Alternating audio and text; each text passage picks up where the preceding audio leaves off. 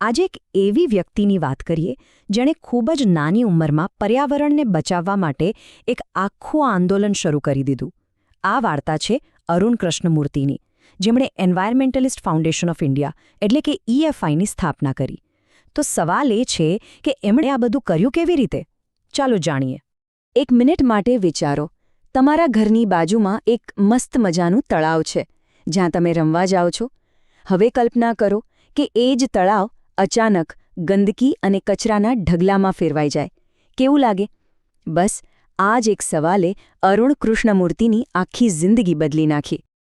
જુઓ, એક સમયે આ તળાવ કેવું સુંદર હતું, પક્ષીઓથી ગુંજતું હતું. અને પછી શું થયું? એ જ તળાવ એકદમ શાંત, ગંદુ અને નિર્જીવ બની ગયું.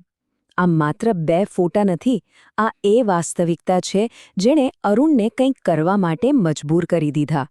તો આ બધી શરૂઆત ક્યાંથી થઈ? એમ સમજો કે એક તળાવ મદદ માટે પુકારી રહ્યું હતું અને અરુણે એનો અવાજ સાંભળ્યો. 17 વર્ષ. વિચારો, આ ઉંમરે મોટાભાગના વિદ્યાર્થીઓ પરીક્ષા, હોમવર્ક અને મિત્રોમાં વ્યસ્ત હોય છે, પણ અરુણે આ ઉંમરે એક એવો નિર્ણય લીધો જેણે ઘણા લોકોના વિચાર બદલી નાખ્યા.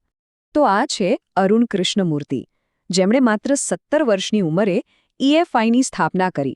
અને તમને ખબર છે, એમનું પહેલું કામ તળાવ સાફ કરવાનું નહોતું. એમણે શરૂઆત કરી ટર્ટલ વોકથી, દરિયા કિનારે કાચબાના ઈંડા બચાવવાથી.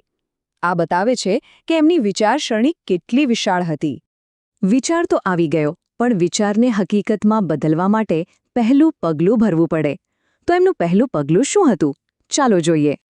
અરુણે કોઈ મોટા ફંડ કે સેંકડો લોકોની રાહ ન જોઈ. એમણે તો બસ પોતાના 2-3 મિત્રોને બોલાવ્યા, હાથમાં પાવડા તગારા લીધા અને સીધા પહોંચી ગયા તળાવ સાફ કરવા. આ એકદમ સાચી વાત છે કે કોઈ પણ મોટા બદલાવની શરૂઆત આવા નાના પગલાંથી જ થાય છે. પણ હા, એક સ્ટુડન્ટ તરીકે આ બધું કરવું સહેલું નથી. અભ્યાસ અને પર્યાવરણ પ્રત્યેનો પ્રેમ, આ બંને વચ્ચે બેલેન્સ બનાવવું અરુણ માટે પણ એક મોટો પડકાર હતો. આ ત્રાજવો જુઓ. એક પલડામાં હતું ભણવાનું ટેન્શન, સારું કરિયર બનાવવાનું દબાણ, અને બીજા પલડામાં હતી પૃથ્વીને બચાવવાની તડપ.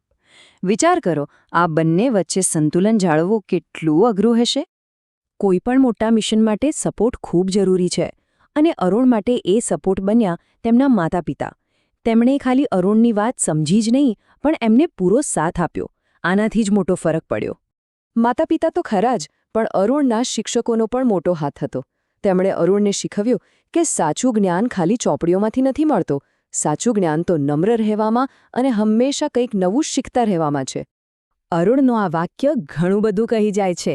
હું કાર્યકર નથી, હું પર્યાવરણવિદ છું.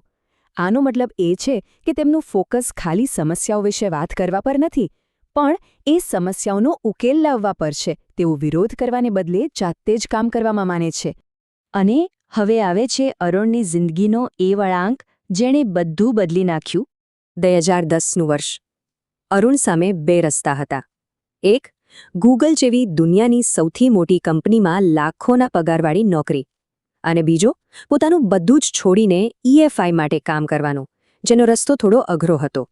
અને તેમણે એ રસ્તો પસંદ કર્યો જે એમના દિલની નજીક હતું, પર્યાવરણ. એમનો વિચાર એકદમ સ્પષ્ટ હતો. જ્યારે આપણી આસપાસ પર્યાવરણને આટલું નુકસાન થઈ રહ્યું હોય, ત્યારે કોઈ શાંતિથી કેવી રીતે જીવી શકે? અંગ્રેજીમાં જેને વેન્ચર કહેવાય, એટલે કે એક એવું સાહસ જેમાં જોખમ હોય. ગૂગલની સલામત નોકરી છોડીને EFIના અજાણ્યા રસ્તા પર ચાલવું એ અરુણના જીવનનું સૌથી મોટું સાહસ હતું. અરુણની વાર્તા એ વાતનો પુરાવો છે કે એક વ્યક્તિ પણ ઘણો મોટો બદલાવ લાવી શકે છે. તો હવે સવાલ એ છે કે આપણે શું કરી શકીએ? આ સમસ્યાની શરૂઆત ક્યાંથી થાય છે ખબર છે? આપણા પોતાના ઘરોમાંથી. તળાવોમાં જે કચરો જોવા મળે છે, પછી એ ડાયપર હોય કે તૂટેલા ચંપલ, એ બીજે ક્યાંયથી નહીં, પણ આપણી જ બેદરકારીને કારણે ત્યાં પહોંચે છે. તળાવ સાફ કરવો એ કોઈ બહુ અઘરું કામ નથી. EFIની રીત એકદમ સરળ છે, ફક્ત 4 સ્ટેપ્સમાં.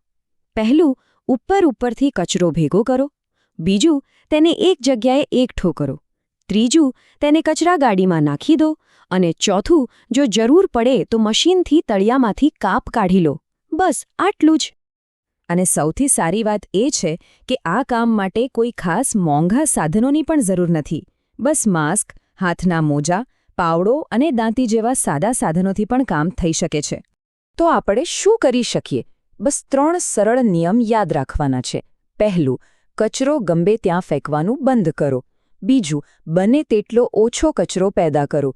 અને ત્રીજું, જે પણ કચરો થાય તેનો યોગ્ય રીતે નિકાલ કરો. આ 3 નાની આદતો મોટો બદલાવ લાવી શકે છે. પણ મારી પાસે સમય ક્યાં છે? આ સવાલ બધાના મનમાં આવે. પણ અરુણનો જવાબ એકદમ સિમ્પલ છે. આખો દિવસ આપવાની જરૂર નથી. અઠવાડિયાના અંતે ખાલી થોડા કલાકો પણ બહુ છે. શરૂઆત ભલે નાની હોય, પણ એની અસર ખૂબ મોટી હોય છે. અને જો એમ લાગતું હોય કે સફાઈનું કામ તમારા માટે નથી, તો પણ ચિંતા કરવાની જરૂર નથી. પર્યાવરણની મદદ કરવાના બીજા ઘણા રસ્તાઓ છે. EFIમાં ફોટોગ્રાફર, ફિલ્મમેકર કે પછી વૈજ્ઞાનિક દરેક માટે કંઈક ને કંઈક છે. તમારો શોખ જ પર્યાવરણને બચાવવાનું એક સાધન બની શકે છે. અંતમાં અરુણનો સંદેશ એકદમ સાફ છે. બદલાવની શરૂઆત આપણાથી જ થાય છે. જ્યારે આપણે કોઈ કાર્ય કરીએ છીએ ત્યારે આપણે પરિસ્થિતિનું અવલોકન કરવાનું શીખીએ છીએ. અને જ્યારે આપણે અવલોકન કરીએ છીએ ત્યારે આપણને આપણી જવાબદારી સમજાય છે. કાર્ય, અવલોકન અને જવાબદારી, આ 3 શબ્દો જ સારા ભવિષ્યનો રસ્તો છે.